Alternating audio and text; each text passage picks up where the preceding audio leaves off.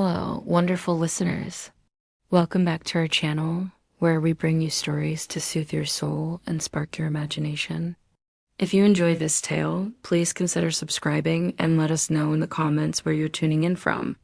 Now, settle in as we begin The Cat Who Spoke to the Moon. In the quiet village of Oakhaven, nestled deep within a valley where ancient oaks stood sentinel and a winding river whispered secrets to the stones, lived a cat unlike any other. Her name was Luna, a sleek, midnight black feline with eyes the color of emeralds that seemed to hold the wisdom of countless nights.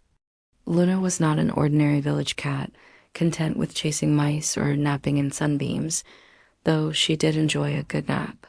Her true passion, her singular obsession, lay with the celestial orb that dominated the night sky, the moon. Every evening, as twilight painted the sky in hues of lavender and rose, Luna would begin her ascent. She'd climb the gnarled trunk of the ancient oak by the cottage, leap gracefully onto the moss-covered roof, and settle on the highest point of the gabled thatch. From her perch, she had an uninterrupted view of the heavens, and there she would wait. As the first stars pricked through the deepening blue, and the moon, in whatever phase it presented itself, began its slow journey across the sky, Luna would begin her ritual. She wouldn't meow or purr in the conventional sense. Her communication was far more profound, a silent, internal dialogue that resonated deep within her being. She spoke to the moon with her heart, with her very soul. She told it about her day, the squirrel that had outwitted her, the warmth of the hearth, the strange new scent carried on the wind. She shared her small worries, the rustle in the bushes that seemed too loud, the distant howl that brought a shiver to her spine, and in turn, she listened. The villagers, if they noticed her at all, simply saw an old, quirky cat gazing at the sky. They would chuckle softly, perhaps commenting on her peculiar habits. "There's Luna, communing with the heavens again," old Silas, the baker, would say, wiping flour from his hands. They didn't understand, couldn't fathom, the depth of the connection Luna felt. For Luna, the moon was not just a distant light. It was a confidant, a silent guardian, a source of comfort, and, at times, a wellspring of cryptic messages. She believed the moon spoke back, not in words, not in sounds that human ears could perceive, but in subtle shifts of light, in the dance of shadows, in the intensity of its glow. A particularly bright shimmer on a night of worry might be a reassurance, a gentle fading behind a cloud, a sign of caution. Luna spent her nights deciphering these silent conversations, her mind a flurry of interpretations, her heart a vessel of unspoken thoughts.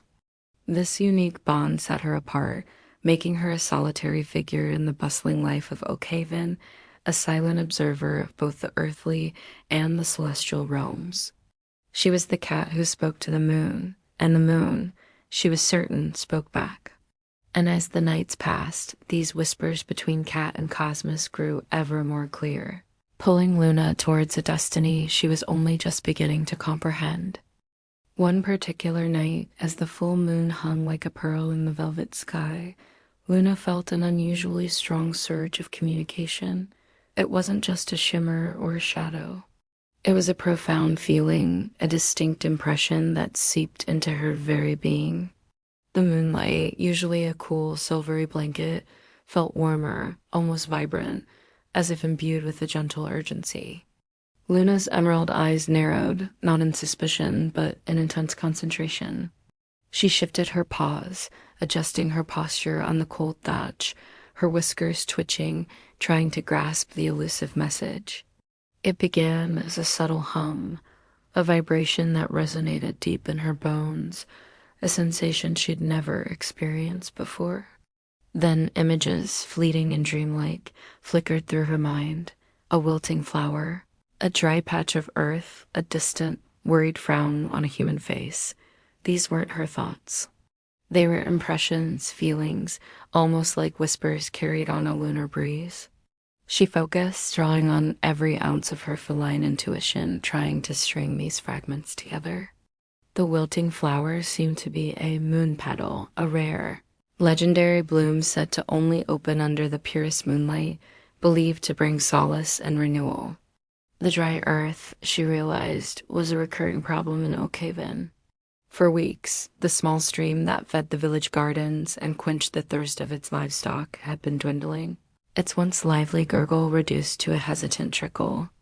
The villagers, usually cheerful and robust, had grown quiet, their faces etched with a communal worry that even Luna, in her quiet solitude, had sensed.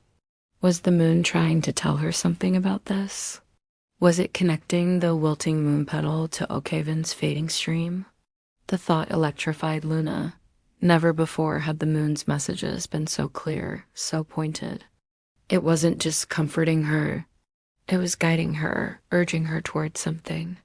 She spent the rest of the night processing these revelations, her mind racing with possibilities. The moon petal, a myth whispered in old tales, a flower of legend. Could it be real? And if so, what did it have to do with the drying stream? As dawn approached, painting the eastern sky with soft pastels, Luna descended from her perch, her usual quiet stroll through the dewy grass replaced by a purposeful stride. The sun's warmth felt different now, no longer just a source of comfort, but a herald of a day filled with purpose. She observed the villagers with new eyes. Old Alara, who tended the communal herb garden, knelt beside her wilting basil, her brow furrowed with concern. Thomas, the young shepherd, drove his flock to the stream, only to find them nudging at the muddy banks, their thirst unquenched. The signs were all around, mirroring the moon's silent warnings. The urgency of the moon's message resonated deeply within Luna. She wasn't just a cat observing the world. She was a cat who had been given a task, a silent plea from her celestial friend. The true meaning of her unique bond with the moon was beginning to unfold, hinting at a purpose far greater than she could have ever imagined. The glimmer of understanding had become a beacon, pointing her towards an unknown path, a quest to help the village she silently protected. The days that followed were heavy with a palpable tension that settled over Oakhaven like a shroud. The once vibrant village, known for its lively markets and the cheerful banter of its inhabitants, had fallen silent. The stream, the very lifeblood of their community, was now little more than a muddy ditch, its gravelly bed exposed to the relentless sun. Gardens, once lush and bountiful, drooped sadly, their leaves crisping at the edges. The livestock, their coats dull and their eyes listless, huddled together, their low moans a constant lament. Even the ancient oaks seemed to sigh, their leaves rustling with a dry, parched sound. Luna, ever observant, felt the weight of this despair keenly.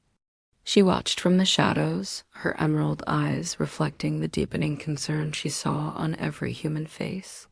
Old Alara, usually bustling with energy, sat on her porch, her hands idle in her lap, her gaze fixed on her dying herb garden. Thomas, the shepherd, returned from the pastures each evening with a slumped posture, his sheep thinner and their wool caked with dust. The children, who once played joyful games by the stream, now wandered listlessly, their laughter replaced by quiet murmurs of worry. The village elders, their brows furrowed with worry lines that seemed etched deeper by the day, held daily meetings in the town square.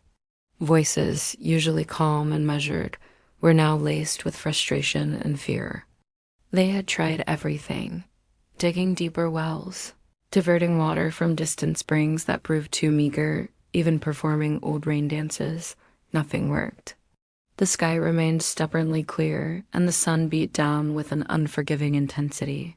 Luna overheard fragments of their conversations, words like, with the village's plight heavy on her heart, Luna knew what she had to do. That night, with the moon just past its full phase, a magnificent silver orb hanging in the inky sky, she ascended to her rooftop perch. This time, her silent conversation with the moon was different. It wasn't just a sharing of thoughts or a passive reception of impressions. It was a desperate plea, an earnest request for direct guidance. She poured out her concern for Oakhaven, the wilting gardens, the thirsty animals, the worried faces of her human companions. She spoke of the moon petal, the fleeting image she'd received, and asked with every fiber of her being if this was the answer, and if so, where could she find it? The moon seemed to respond almost immediately. Its light, usually diffused and gentle, coalesced into a focused beam, striking the ancient oak tree beside the cottage. The leaves where the light touched seemed to shimmer with an inner luminescence, a faint, almost imperceptible glow. Luna watched, mesmerized, as the moonlight then seemed to flow down the trunk, tracing a path along the ground towards the edge of the forest that bordered Oakhaven. It wasn't a solid line, but a series of intermittent, glowing patches, like breadcrumbs of light, leading into the dense woods. Then a new image flickered in Luna's mind, clearer than any before. A gnarled, ancient tree, its roots twisted like serpents, its hollow trunk filled with a faint iridescent glow. Beside it, a cluster of delicate, bell-shaped flowers, their petals unfurling in the moonlight, exuding a soft, milky light. The moon petals. It was a vision of a hidden grove, a sacred place deep within the forest, a place that only moonlight could reveal. The moon's message was unmistakable. Follow the light. Find the ancient tree. Discover the moon petals. Luna felt a surge of both exhilaration and trepidation. The forest was vast and ancient, a place of shadows and unknown creatures. It was a realm she usually explored only along its fringes, never venturing deep into its heart. But the urgency of the moon's call, combined with the profound need of her village, steeled her resolve. She was not just a cat, she was a messenger, a seeker. As the moon began its slow descent towards the western horizon, Luna made her own descent from the rooftop. She lingered for a moment at the edge of the forest, her emerald eyes scanning the tree line. The glowing patches of moonlight were still faintly visible, beckoning her forward. She took a deep breath, or the feline equivalent of one, and with a silent prayer to her lunar guide, she stepped into the shadowed embrace of the ancient woods, following the shimmering path that only she could see. Her quest had begun, driven by the silent whispers of the moon and the desperate cries of a parched village. The unknown awaited, but Luna carried the moon's light within her, a beacon in the encroaching darkness. The forest swallowed Luna whole, its ancient trees forming a dense canopy that filtered the moonlight into dappled patterns on the forest floor. The air was thick with the scent of damp earth, decaying leaves, and the elusive perfume of unknown night blossoms. Every rustle, every snap of a twig, sent a ripple of heightened awareness through Luna's sleek body. She moved with practiced stealth, her paws barely disturbing the fallen leaves, her emerald eyes constantly scanning, not just for danger, but for the shimmering path of moonlight. The moon's guidance was subtle but persistent. The patches of light, sometimes faint and barely discernible, would reappear just as Luna began to doubt, guiding her deeper into the labyrinthine woods. She passed towering oaks that had stood for centuries, their bark gnarled and covered in luminous moss. She navigated around thickets of thorny brambles and crossed babbling brooks that seemed to sing ancient melodies in the quiet night. Once, a pair of glowing eyes belonging to a sleek fox watched her from the shadows. Luna froze, her fur bristling slightly, but the fox merely observed her with an almost knowing gaze before melting back into the undergrowth. It was as if the forest itself was aware of her sacred mission, granting her passage. Hours passed, marked only by the shifting position of the moon above the forest canopy.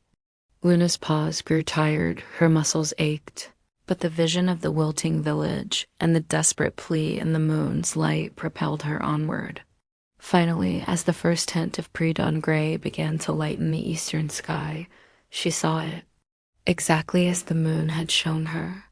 A colossal, ancient tree, unlike any she had ever seen. Its trunk was so wide, so hollowed by time, that it formed a natural archway. Gnarled roots snaked outwards, disappearing into the earth like the tentacles of a sleeping giant. And from within the hollow of the tree, a soft, ethereal light pulsed, illuminating the surrounding area with a gentle, milky glow. Luna approached cautiously, her heart thrumming with anticipation. As she drew nearer, the air grew warmer, imbued with a faint, sweet fragrance she couldn't quite place. And there, nestled at the base of the ancient tree, within the radiant embrace of its hollow, was a cluster of flowers.